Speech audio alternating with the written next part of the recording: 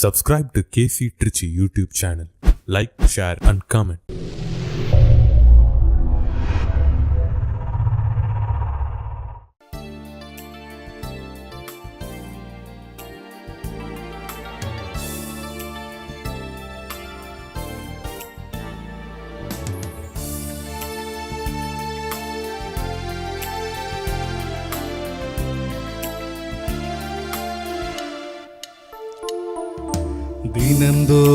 தினந்தோறும் உன்னை நானும் தேடி வருவேன் உன் சந்நிதி.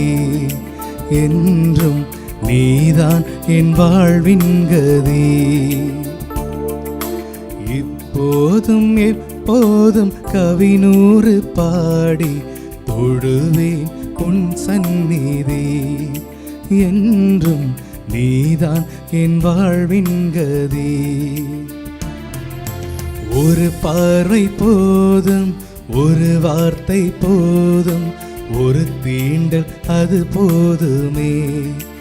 என்றும் என் வாழ்வே உனதாகுமே. தினந்தோறும் உன்னை நானும் தேடி வருவேன் உன் சந்நிதி. என்றும் நீதான் என் வாழ்வின் கதி.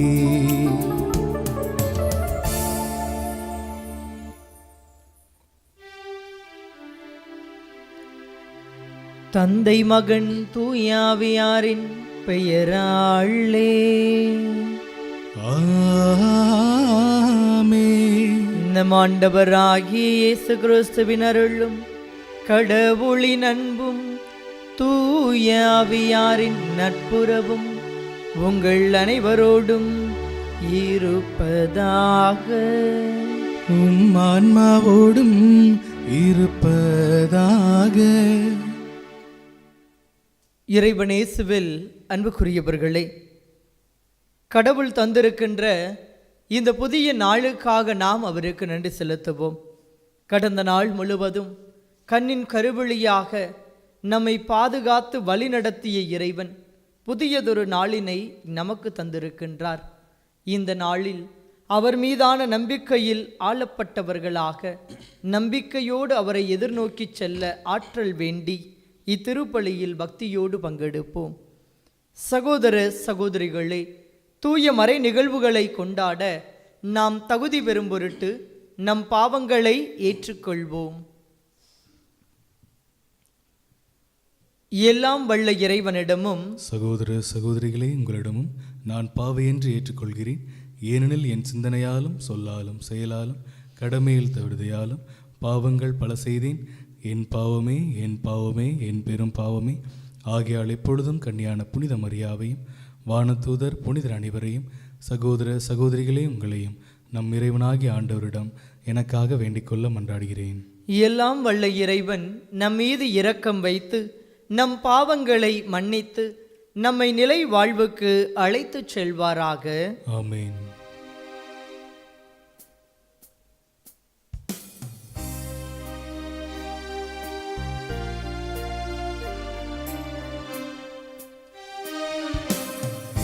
பிதாவே என்னை மன்னியும். என் பிதாவே என்னை மன்னியும். இயேசுவே என்னை இரட்சியும். இயேசுவே என்னை இரட்சியும். ஆவியானவரே என்னை பலப்படுத்தும்.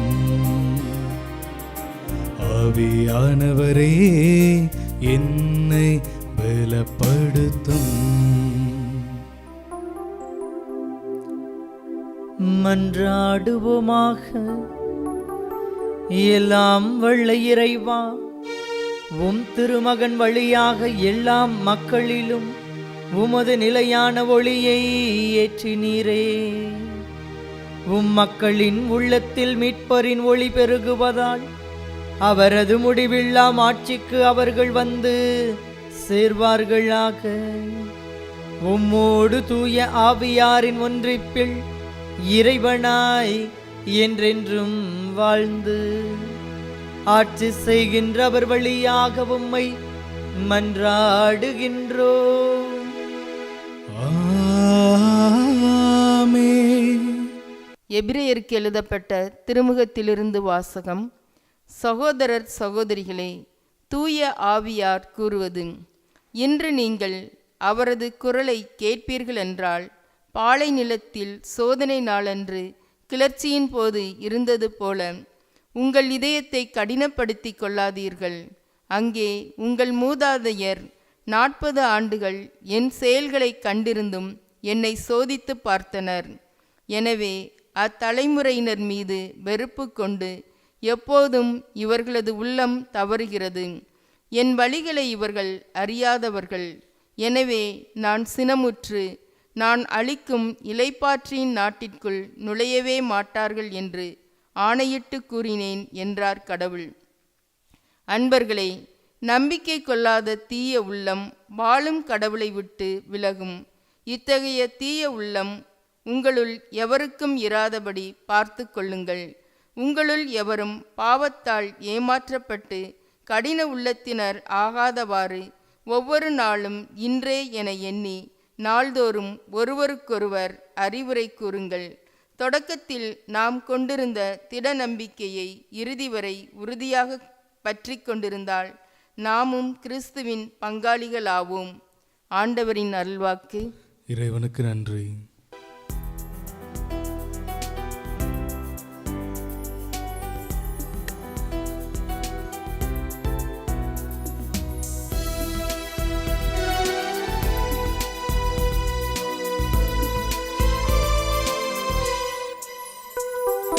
தாயாக அன்பு செய்யும்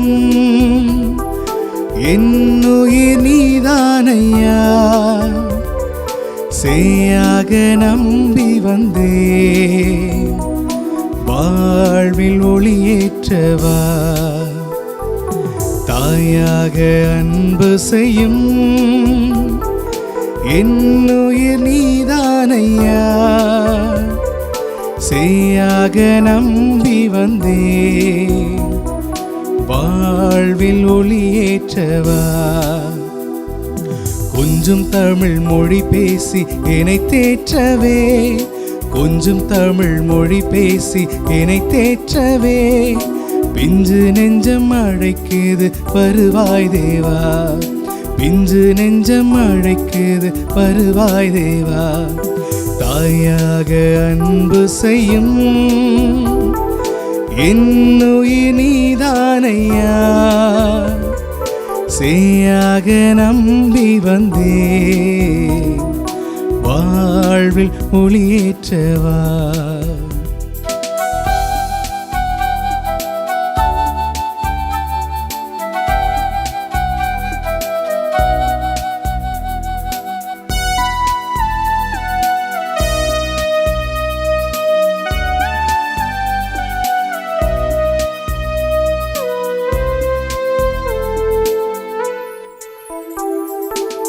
உன் அன்பு சாரலில் நனைந்தாலே போதும் இன்னல்கள் நீங்கிடுமே, உன் சுவாச காற்றில் கலந்தாலே போதும் விண்வாசல் அடைந்திடுவே. நான் என்றும் உன் சாயல்தானே, உன் கோவில் குடிக்கொள்ள நீவா. நான் என்றும் உன் சாயல்தானே, உன் கோவில் குடிக்கொள்ள நீவா. தாயாக அன்பு செய்யும் என்னுயிர் நீதானையா, சேயாக நம்பி வந்தே வாழ்வில் ஒளியேற்றவா.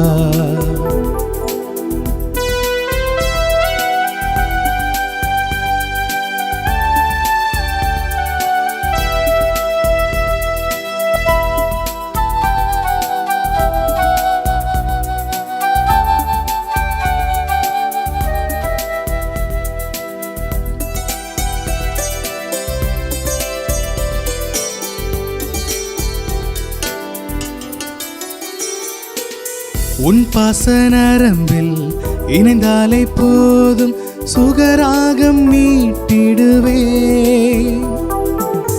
உன் வார்த்தை கடலில் மிதந்தாலே போதும் யுகம் பல படைத்திடுவே. எல்லாமே நீதானே இறைவா, என்னுள்ளே நினைவாக நீவா. எல்லாமே நீதானே இறைவா, என்னுள்ளே நினைவாக நீவா. தாயாக அன்பு செய்யும்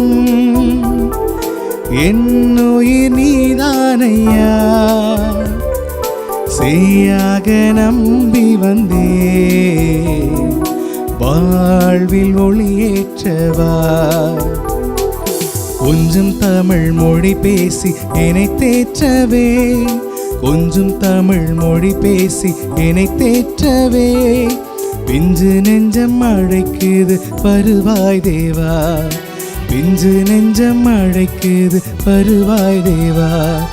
தாயாக அன்பு செய்யும் என்னுயிர் நீதானையா. செய்யாக நம்பி வந்தே வாழ்வில் ஒளியேற்றவா.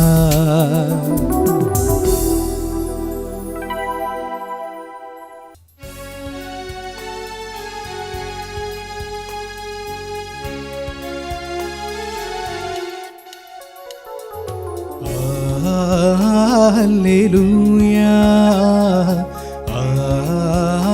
Alleluia, Alleluia,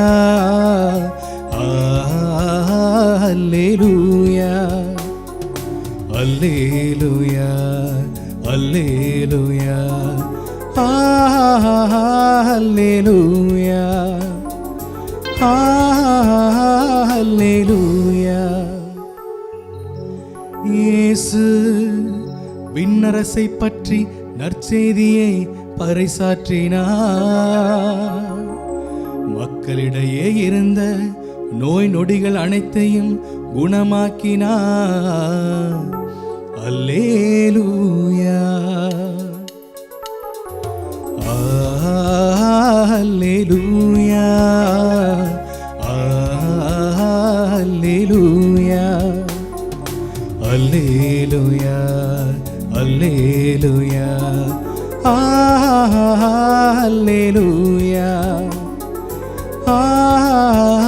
அல்லேலூயா. ஆண்டவர் உங்களோடு இருப்பாராக. உம் ஆன்மாவோடும் இருப்பாராக. மார்க்கு எழுதிய தூய நற்செய்தியிலிருந்து வாசகம். ஆண்டவரே மாட்சி உமக்கே. அதிகாரம் 1, இறை வசனங்கள் 40-45 முடிய. ஒரு நாள் தொழுநோயாளர் ஒருவர் இயேசுவிடம் வந்து, நீர் விரும்பினால் எனது நோயை நீக்க உம்மால் முடியும் என்று முழந்தாள் படியிட்டு வேண்டினார். இயேசு அவர் மீது பரிவு கொண்டு தமது கையை நீட்டி அவரை தொட்டு அவரிடம், நான் விரும்புகிறேன், உமது நோய் நீங்குக என்றார். உடனே தொழுநோய் அவரை விட்டு நீங்க அவர் நலமடைந்தார். பிறகு அவரிடம், இதை யாருக்கும் சொல்ல வேண்டாம், கவனமாயிரும். ஆனால் நீர் போய் உம்மை குருவிடம் காட்டி நோய் நீங்கியதற்கான மோசே கட்டளையிட்டுள்ள காணிக்கையை செலுத்தும். நீர் நலமடைந்துள்ளீர் என்பதற்கு அது சான்றாகும் என்று மிக கண்டிப்பாக கூறி உடனடியாக அவரை அனுப்பிவிட்டார்.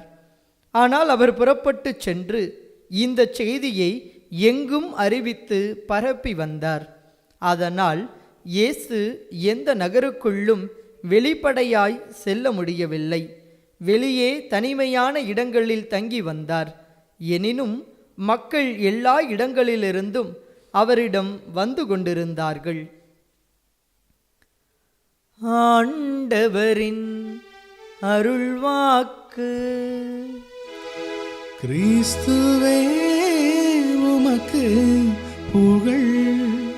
இறைவனேசுவில் அன்புக்குரியவர்களே, இன்றைய நாள் இறை வார்த்தையின் அடிப்படையில் உங்களோடு இணைந்து சிந்திப்பதில் மகிழ்ச்சி அடைகின்றேன்.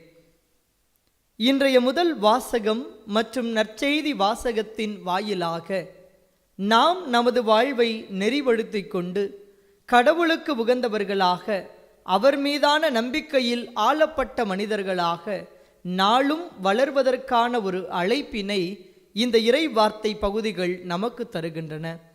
இன்றைய முதல் வாசகத்தில் இஸ்ரேல் மக்களின் வாழ்வை சுட்டி காண்பித்து நமது வாழ்வை நெறிப்படுத்தி கொள்ள அழைப்பு தரப்படுகிறது. அன்று எகிப்தில் அடிமைகளாக இருந்தபோது அவர்களின் அழுகுரலுக்கு செவி கொடுத்தவராக கடவுள் அவர்களை அடிமைத்தனத்திலிருந்து மீட்டு வந்தார்.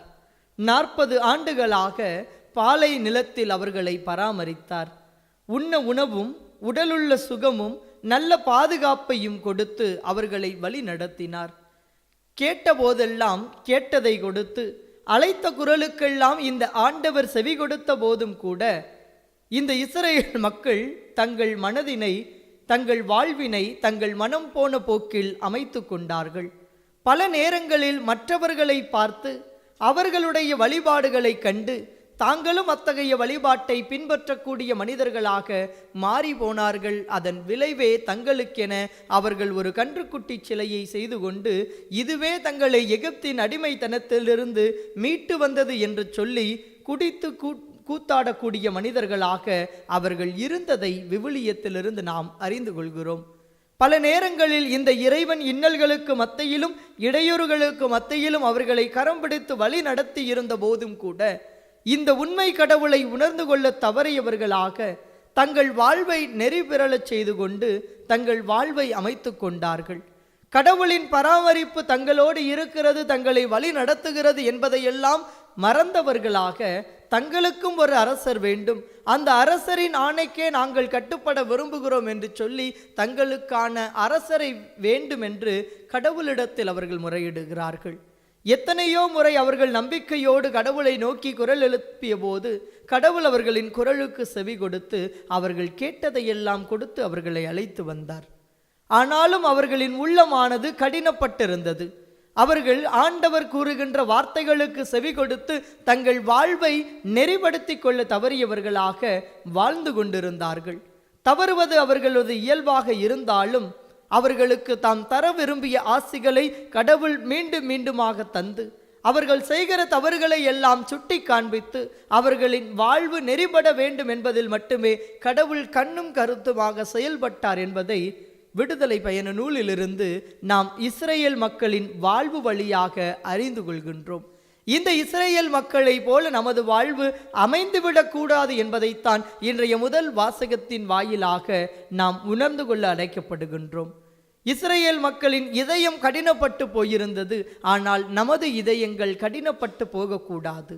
கடவுள் தந்திருக்கின்ற ஒவ்வொரு நாளுமே இந்த கடவுளின் வார்த்தையை வாழ்வாக்குவதற்கு என்பதை உணர்ந்தவர்களாக ஒவ்வொரு நாளையுமே இதுவே இறுதி நாள் என்ற எண்ணத்தோடு அந்தந்த நாளில் நாம் கடவுளுக்கு உகந்த மனிதர்களாக வாழ வேண்டும் என்பதைத்தான் இன்றைய முதல் வாசகத்தின் வாயிலாக நாம் உணர்ந்து கொள்கின்றோம். நான் சிறுவனாக இருந்தபோது தஞ்சாவூர் அம்மாப்பேட்டையில் ரெஜினா சேலி துவக்கப்பள்ளி என்று புனித அன்னாள் சபை அருள் சகோதரிகள் நடத்துகின்ற அந்த பள்ளியில் படித்து கொண்டிருந்தேன். சிறுவனாக இருந்தபோது ஒரு நாள் வகுப்பில் ஹோம்ஒர்க்லாம் செய்யலை அப்படின்னு சொல்லிட்டு டீச்சர் ஒரு அடி போட்டாங்க. அடி வாங்கிட்டு போய் சிஸ்டர்ஸ்ட்டை போய் சொன்னேன், இந்த மாதிரி டீச்சர் அடிச்சிட்டாங்க அப்படின்னு சொன்னோம். ஏன் அடித்தாங்க அப்படின்னு கேட்டாங்க. ஹோம்ஒர்க் பண்ணலை அதனால் அடித்தாங்க அப்படின்னு. ஹோம்ஒர்க் பண்ணலைன்னா அப்போ அடிக்க தானே செய்வாங்க அப்படின்னு சொல்லிட்டு போ அப்படின்னு சொல்லி அனுப்பிட்டாங்க. நானும் கொஞ்சம் நேரம் போனேன். அப்புறம் எல்லாரோடையும் சேர்ந்து விளாண்டுக்கிட்டு இருந்தேன். மாலை 6 மணிக்கு எல்லாருமே சேர்ந்து உட்காந்து படிக்கிறதுக்காக உட்காருவோம். அப்படி படிக்க உட்காந்துருக்கும் போது சிஸ்டர் கூப்பிட்டு போயிட்டு ஒரு 5-6 குச்சியை எடுத்து கட்டி மொத்தமாக கட்டி எடுத்துகிட்டு வா அப்படின்னாங்க. நானும் போனேன், என் கூட இன்னும் 4-5 பேர் வந்தாங்க. எல்லோரும் போனோம். ஆளுக்கு ஒரு 10-15 குச்சியை எடுத்து ஒன்றா அடுக்கி கட்டி கொண்டுட்டு வந்து சிஸ்டர் முன்னாடி வச்சோம். இந்த கட்டை பிரிக்காமல் இந்த குச்சியை உடைங்க அப்படின்னாங்க. முயற்சி பண்ணி பார்த்தோம், முடியல. அந்த வயசில் அந்த குச்சியை தூக்குறதுக்கே தடுமாறணும். இருந்தாலும் அவங்க சொன்னாங்களே, அதனால் ட்ரை பண்ணி பார்த்தோம், முடியலை. அந்த கட்டிலேருந்து ஒரு குச்சை உருவுங்கன்னாங்க, உருவணும். இதை உடைங்கன்னாங்க, ஈஸியாக உடச்சி கையில் கொடுத்தோம்.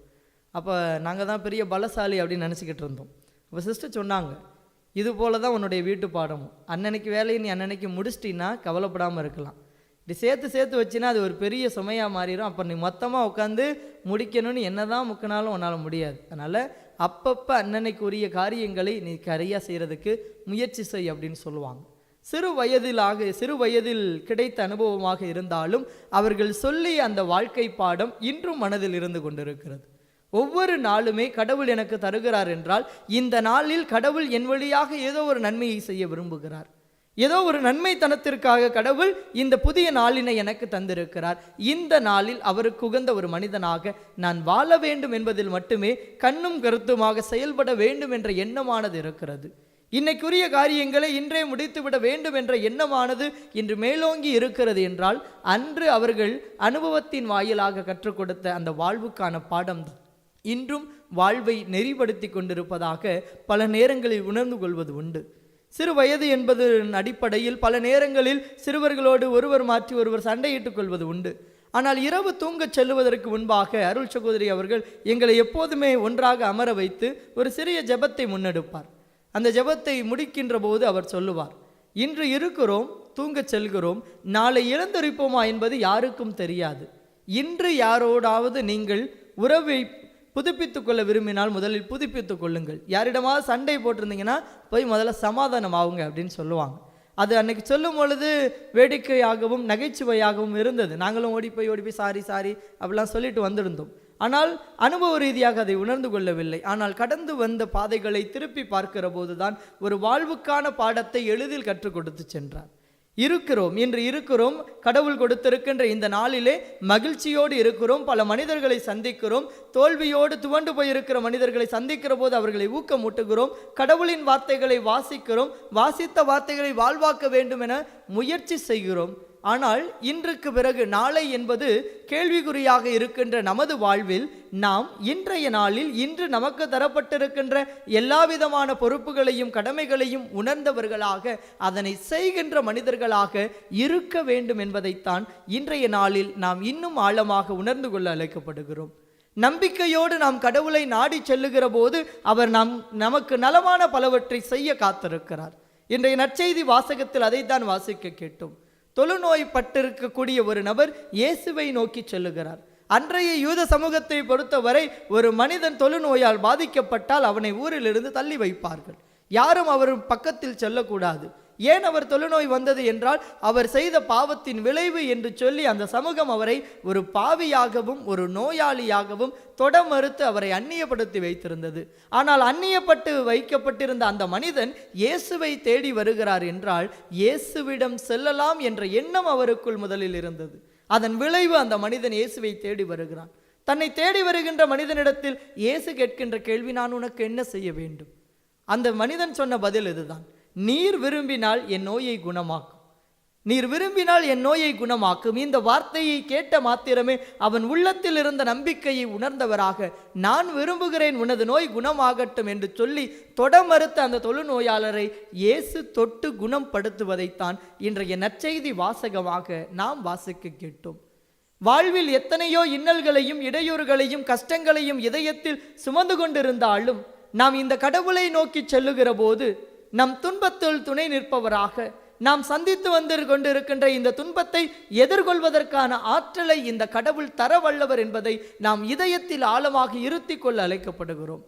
கடவுள் தந்திருக்கின்ற இந்த புதிய நாளிலே நாம் இந்த கடவுளுக்கு உகந்தவராக வாழ வேண்டும் என்று முயற்சிக்கின்றோம். ஆனால் முயற்சிக்கின்ற போது பல தடைகளையும் இன்னல்களையும் வாழ்வில் சந்திக்கிறோம் என்றால் இந்த தடைகளையும் இன்னல்களையும் எதிர்கொள்வதற்கான ஆற்றலை இந்த கடவுள் எனக்கு தரவல்லவர் என்ற ஆழமான நம்பிக்கை நம் மத்தியில் இருக்குமானால் எந்த விதமான துன்பமாக இருந்தாலும் நாம் துணிவோடு எழுந்து நின்று பயணிக்க தொடங்குவோம். இஸ்ரேல் மக்கள் தங்கள் வாழ்வை மனம் போன போக்கில் அமைத்து கொண்ட போதும் கூட அவர்களின் வாழ்வு நெறிபட வேண்டும் என்பதற்காக பல நேரங்களில் கடவுள் அவர்களுக்கு பல மனிதர்கள் வழியாக உரையாடினார். பல நேரங்களில் கடவுள் அவர்களோடு பேசாமல் இருந்தார். ஏன் எங்கள் வாழ்வில் இந்த துயரம் நேருகிறது? ஏன் கடவுளின் குரல் எங்களுக்கு கிடைக்கவில்லை? கடவுளின் ஆசி தங்களிடமிருந்து விலகி விட்டதோ என்று அவர்கள் எண்ணுகிற போதெல்லாம் தாங்கள் செய்த தவறுகளை நினைவு கூர்ந்து மனம் வருந்தினார்கள், மன்னிப்பு வேண்டினார்கள். மனம் வருத்தத்தோடு கடவுளை நோக்குகிற போது கடவுள் அவர்களின் குரலுக்கு செவி கொடுத்தார். அவர்கள் வாழ்வு நெறிபட வேண்டும் என்பதற்காக மீண்டும் மீண்டுமாக அவர்கள் தவறு செய்த போதெல்லாம் அவர்களை மன்னித்து நல்வழிப்படுத்தக்கூடியவராக கடவுள் இருந்தார் என்பதை விவிலியத்தின் துணை கொண்டு அறிந்து கொள்கிறோம். இந்த கடவுள்தான் இன்று நம்மை இந்த சமூகத்தில் வாழ வைத்து கொண்டிருக்கிறார். நமக்கு இந்த புதிய நாளை அவர் தந்திருக்கிறார் என்றால் இந்த நாளில் அவருக்கு உகந்த மனிதர்களாக அவரை போலவே நாம் வாழ அழைக்கப்படுகிறோம். 2000 ஆண்டுகளுக்கு முன்பு வாழ்ந்த இந்த இயேசு கிறிஸ்துவை இன்று நாம் அறிந்திருக்கிறோம். இந்த இயேசு கிறிஸ்துவை போல வாழ வேண்டும் என எண்ணுகிறோம். கஷ்டங்கள் வருகிற போதும் துன்பங்கள் வருகிற போதும் நம்பிக்கையோடு இவரை நாடி செல்லுகிறோம். வெறுமென வார்த்தை அடிவில் இந்த கடவுளோடு உள்ள உறவில் நாம் நின்று விடாமல் நமது வாழ்வில் இந்த ஆண்டவரின் வார்த்தைகளுக்கு செயல் வடிவம் கொடுக்க அழைக்கப்படுகிறோம். எத்தகைய இடர்கள் வந்தாலும் இன்னல்கள் வந்தாலும் அதை எதிர்கொள்ள ஆற்றல் தருவார் என்ற ஆழமான நம்பிக்கை நம்மத்தில் இருக்க வேண்டும்.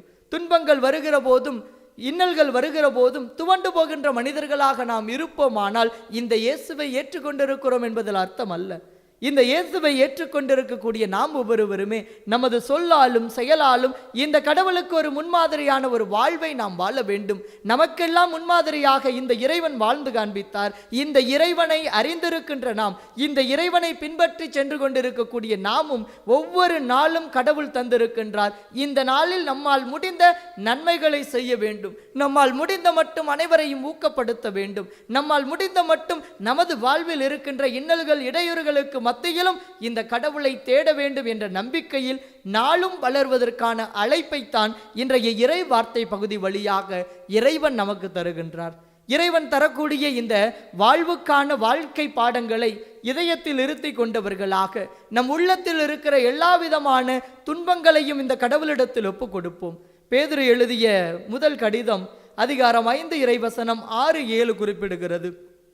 கடவுளின் வல்லமை மிக்க கரத்தின் கீழ் உங்களை தாழ்த்துங்கள். ஏற்ற காலத்தில் அவர் உங்களை உயர்த்துவார். உங்கள் கவலைகளை எல்லாம் அவரிடமிட்டு விடுங்கள், ஏனெனில் அவர் உங்கள் மேல் கவலை கொண்டுள்ளார் என்று. பேதுருவின் இந்த வார்த்தைகளை நாம் இதயத்தில் எழுதிக் கொள்வோம். எத்தகைய இன்னல்கள் இடையூறுகள் நமது வாழ்வில் வந்தாலும் இந்த கடவுளின் வல்லமை மிக்க கரத்தின் கீழ் நம்மை தாழ்த்தக்கூடிய மனிதர்களாக மாறுவோம். நம்மிடம் இருக்கின்ற எல்லா விதமான இன்னல்களையும் இடையூறுகளையும் இந்த இறைவனிடத்தில் அர்ப்பணிப்போம். இவர் நமக்காக இருக்கின்றார், நமக்கு துணிவை தருவார். துவண்டு போகின்ற நமக்கு துணிவை தந்து மீண்டும் எழுந்து நிற்க ஆற்றல் தருவார் என்ற நம்பிக்கையோடு தொடர்ந்து பயணிப்பதற்கான ஆற்றலை வேண்டி இந்த திருப்பலி வழியாக தொடர்ந்து இறைவனிடத்தில் மன்றாடுவோம்.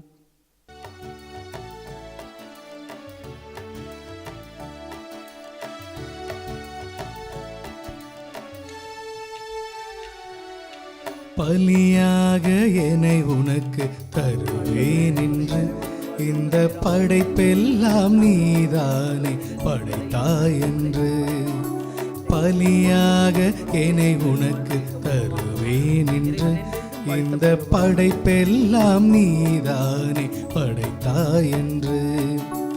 என்னையே நான் உமக்களித்தேன் இறைவா என்று. என்னையே நான் உமக்களித்தேன் இறைவா என்று.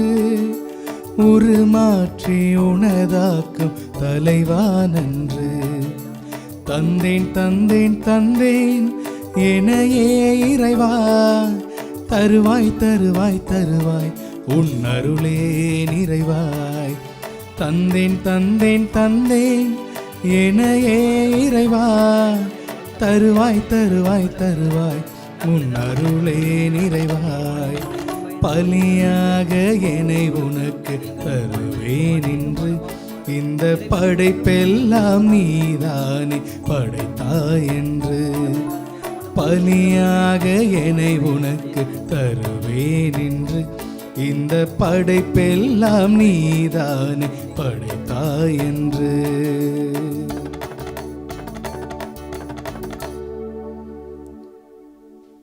சகோதர சகோதரிகளே, என்னுடையதும் உங்களுடையதுமான இப்பலி எல்லாம் வல்ல தந்தையாகிய இறைவனுக்கு ஏற்றதாகும்படி மன்றாடுங்கள். ஆண்டவர் தம் திருப்பெயரின் புகழ்ச்சிக்காகவும் மாட்சிக்காகவும் நமது நன்மைக்காகவும் புனித திரு அவை அனைத்து நலனுக்காகவும் உமது கையிலிருந்து இப்பலியை ஏற்றுக்கொள்வாராக. ஆண்டவரே, மாட்சிமிகு பரிமாற்றங்களை ஏற்படுத்தும் எங்கள் காணிக்கைகளை ஏற்றருளும். அதனால் நீர் தந்தவற்றையே உமக்கு ஒப்புக் கொடுத்து உம்மையே நாங்கள் பெற்றுக்கொள்ள தகுதி பெறுவோமாக. எங்கள் ஆண்டவராகிய கிறிஸ்து வழியாக உம்மை மன்றாடுகின்றோம். ஆமென். ஆண்டவர் உங்களோடு இருப்பாராக. உம் ஆன்மாவோடும் இருப்பாராக. இதயங்களை மேலே எழுப்புங்கள். ஆண்டவரிடம் எழுப்பியுள்ளோ. நம் இறைவனாகிய ஆண்டவருக்கு நன்றி கூறுவோம். அது தகுதியும் நீதியும் ஆனதே. ஆண்டவரே, தூயவரான தந்தையே, என்றும் உள்ள எல்லாம் வல்ல இறைவா, எந்நாளும் எவ்விடத்திலும் நாங்கள் உமக்கு நன்றி செலுத்துவது மெய்யாகவே தகுதியும் நீதியும் ஆகும். எங்கள் கடமையும் மீட்புக்குரிய செயலுமாகும். ஏனெனில் பிற இனத்தவருக்கு ஒளியாகிய கிறிஸ்துவில் எமது மீட்பின் மறைபொருளை இன்று வெளிப்படுத்தினீர். சாவுக்குரிய எங்களது மனித தன்மையில் அவர் தோன்றிய போது அவருக்கு உரிய சாகா தன்மையின் மாட்சியில் எங்களை புதுப்பித்தீர். ஆகவே வானதூதர் முதன்மை வானதூதரோடும் அரியணையில் அமர்வோர் தலைமை தாங்குவோரோடும் வான்படைகளின் அணிகள் அனைத்தோடும் சேர்ந்து நாங்கள் உமது மாட்சியை புகழ்ந்து முடிவின்றி பாடுவதாவது: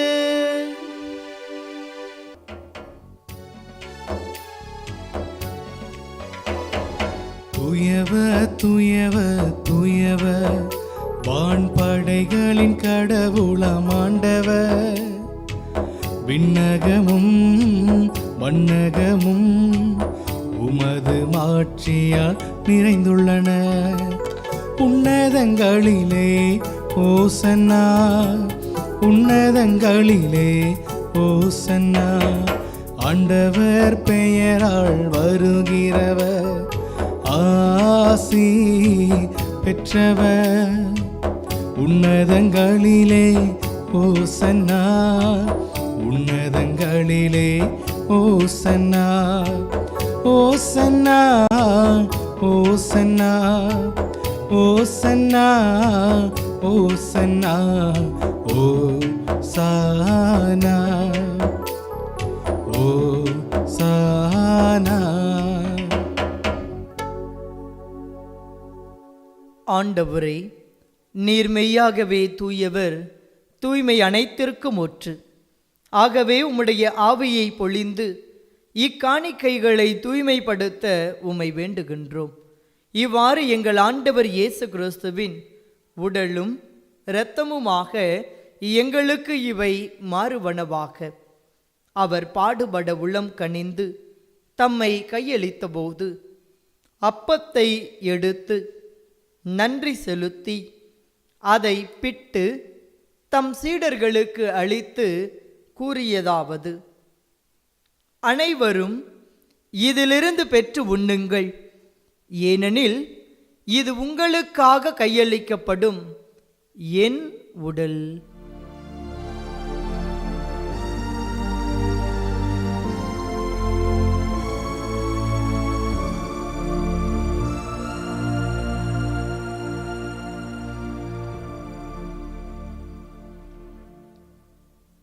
அவ்வண்ணமே இரவு விருந்தை அருந்திய பின் கிண்ணத்தையும் எடுத்து மீண்டும் உமக்கு நன்றி கூறி தம் சீடர்களுக்கு அளித்து அவர் கூறியதாவது: அனைவரும் இதிலிருந்து பெற்று பருகுங்கள், ஏனெனில் இது புதிய நிலையான உடன்படிக்கைக்கு உரிய என் இரத்தத்தின் கிண்ணம். இது பாவ மன்னிப்புக்கென்று உங்களுக்காகவும் பலருக்காகவும் சிந்தப்படும். இதை என் நினைவாகச் செய்யுங்கள்.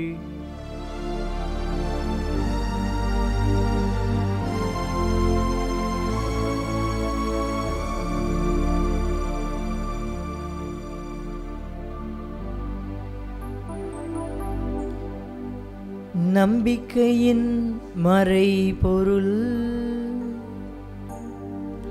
ஆண்டவரே, நீ வருமளவும் உமது இறப்பினை அறிக்கையிடுகின்றோ, உமது உயிர்ப்பினையும் எடுத்துரைக்கின்றோ.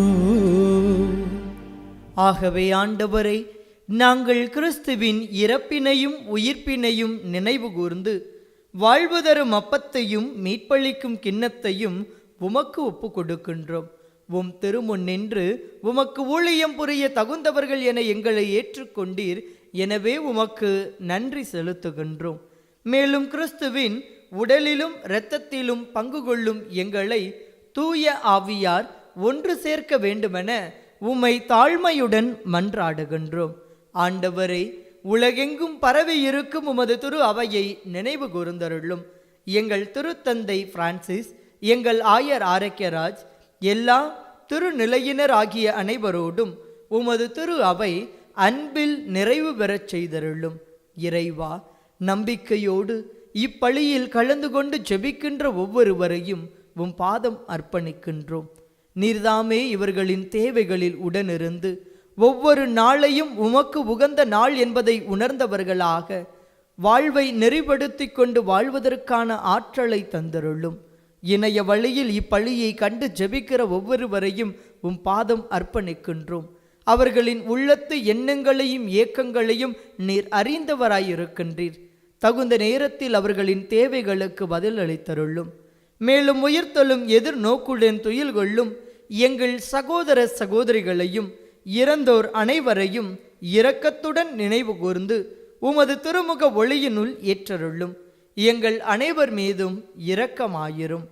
கடவுளின் கன்னித்தாயான புனித மரியா, அவருடைய கணவரான புனித யோசேப்பு, புனித திருத்தூதர்கள், இவ்வுலகில் உமக்கு உகந்தவராய் இருந்தோர் ஆகிய புனிதர் அனைவருடனும் நாங்கள் நிலை வாழ்வில் பங்கு கொள்ளும் தகுதி பெற்று உம் திருமகன் இயேசு கிறிஸ்து வழியாக உம்மை புகழ்ந்தேத்தும் வரமருள உம்மை மன்றாடுகின்றோம்.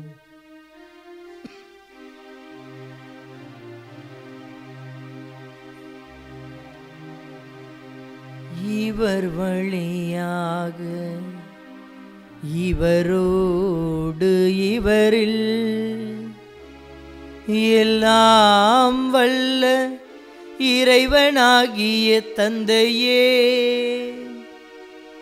தூய ஆவியாரின் ஒன்றிப்பில் எல்லா புகழும் மாட்சியும் என்றென்றும் உமக்கு உரியதே. ஆமென், ஆமென், ஆமென்.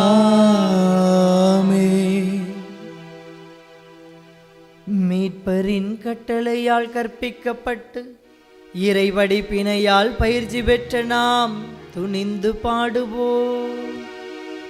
விண்ணுலகில் இருக்கிற எங்கள் தந்தையே, உமது பெயர் தூயது என போற்ற பெருக, உமது ஆட்சி வருக,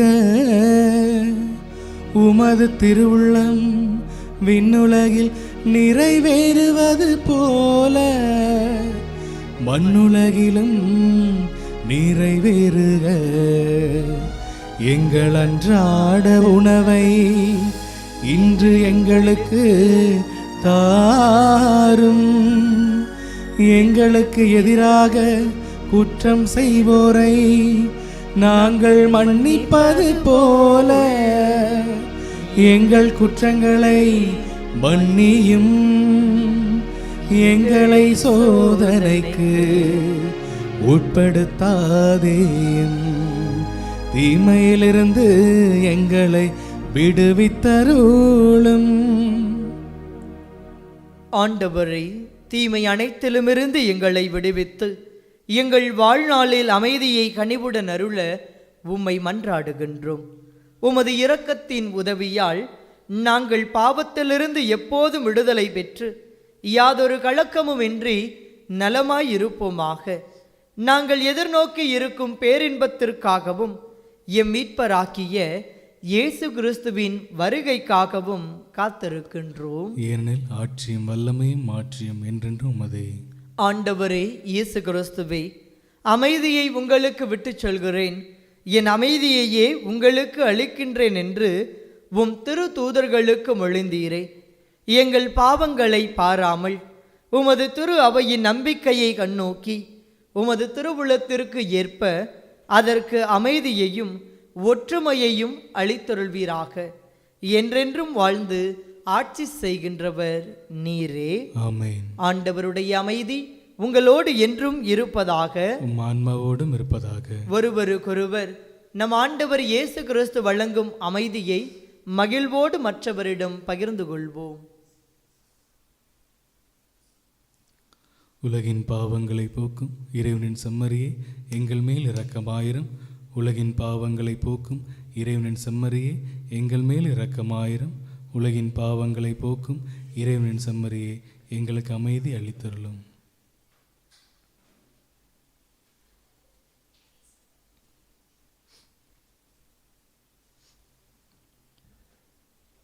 இதோ இறைவனின் செம்மறி, இதோ உலகின் பாவங்களை போக்குபவர். செம்மறியின் விருந்துக்கு அழைக்கப் பெற்றோர் பேறு பெற்றோர்.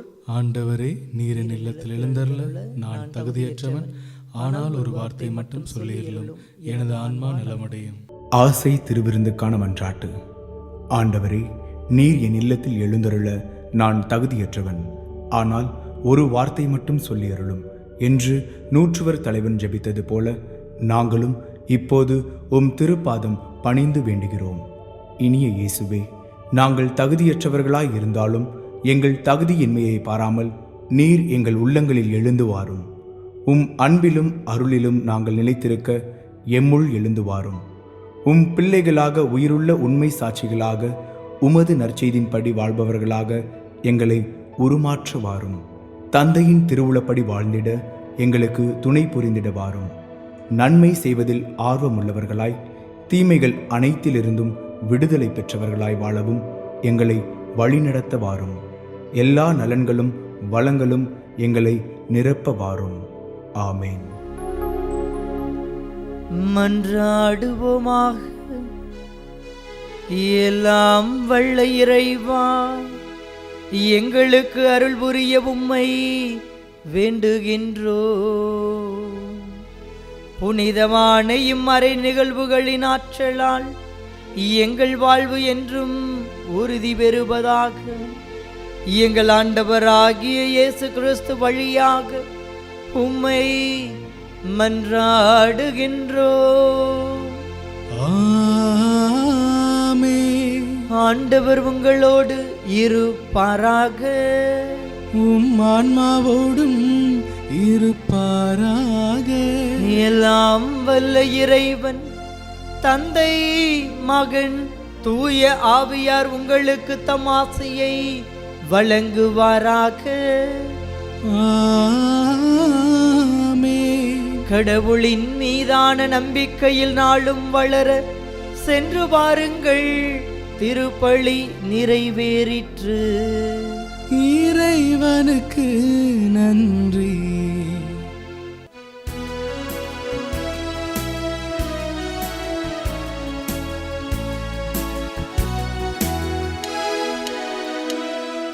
அநாதி ஸ்நேகத்தால் என்னை நேசித்தீரையா, காருண்யத்தினால் என்னை இழுத்து கொண்டீரே. அநாதி ஸ்நேகத்தால் என்னை நேசித்தீரையா, காருண்யத்தினால் என்னை இழுத்து கொண்டீரே. உங்க அன்பு பெரியது, உங்க இரக்கம் பெரியது, உங்க கிருபை பெரியது, உங்க தயவு பெரியது. உங்க அன்பு பெரியது, உங்க இரக்கம் பெரியது, உங்க கிருபை பெரியது, உங்க தயவு பெரியது. அநாதி ஸ்நேகத்தால் என்னை நேசித்தீரையா, காருண்யத்தினால் என்னை எடுத்து கொண்டீரே.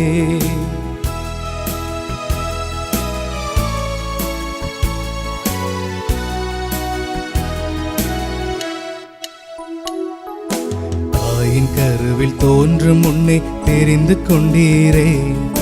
தாயைப் போல ஆற்றி தேற்றி நடத்தி வந்தீரே. தாயின் கருவில் தோன்றும் முன்னே தெரிந்து கொண்டீரே. தாயைப் போல ஆற்றி தேற்றி நடத்தி வந்தீரே. உங்க அன்பு பெரியது, உங்க இரக்கம் பெரியது, உங்க கிருபை பெரியது, உங்க தயவு பெரியது. உங்க அன்பு பெரியது, உங்க இரக்கம் பெரியது, உங்க கிருபை பெரியது, உங்க தயவு பெரியது. அநாதி ஸ்நேகத்தால் என்னை நேசித்தீரையா. காருண்யத்தினால் என்னை இழுத்து கொண்டீரே.